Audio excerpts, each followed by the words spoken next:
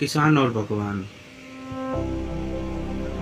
एक बार एक किसान भगवान से बड़ा नाराज हो गया।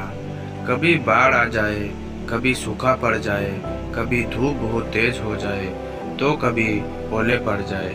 हर बार कुछ ना कुछ कारण से उसकी फसल थोड़ी खराब हो जाए। एक दिन बड़ा तंग आकर उसने भगवान से कहा, देखिए प्रभु, आप परमात्मा हो, लेकिन लगता है कि आपको खेतीबाड़ी का ज़्यादा जानकारी नहीं है। एक प्रार्थना है कि एक साल मुझे मौका दीजिए, मैं जैसा चाहूँ वैसा मौसम हो, फिर आप देखना मैं कैसे अन्न के भंडार भर दूंगा।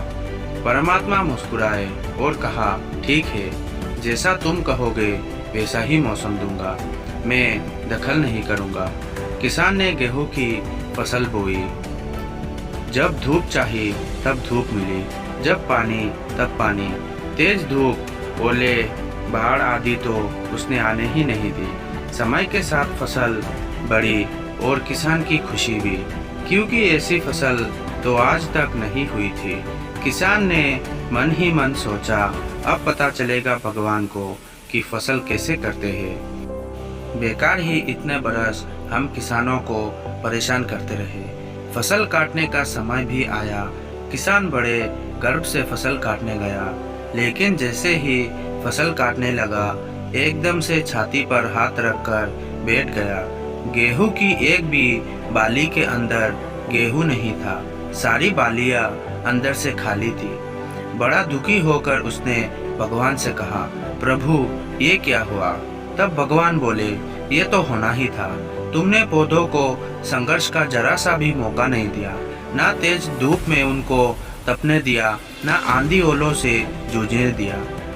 उनको किसी प्रकार की चुनौती का एहसास जरा भी नहीं होने दिया, इसलिए सब पौधे खोखले ही रह गए। जब आंधी आती है, तेज बारिश होती है, ओले गिरते हैं, तब पौधा अपने बल से ही खड़ा रहता है।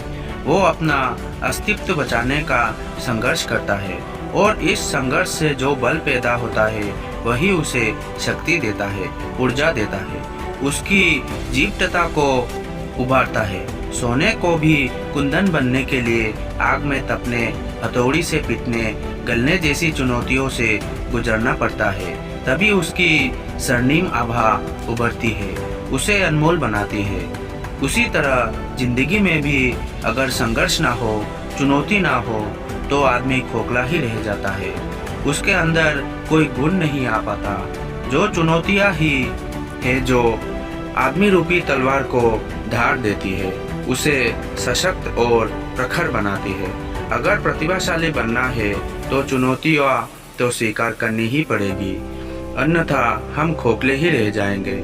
अगर जिंदगी में प्रखर बनना है, प्रतिभाशाली बनना है, तो संघर्ष और चुनौतियों का सामना तो करना ही पड़ेगा।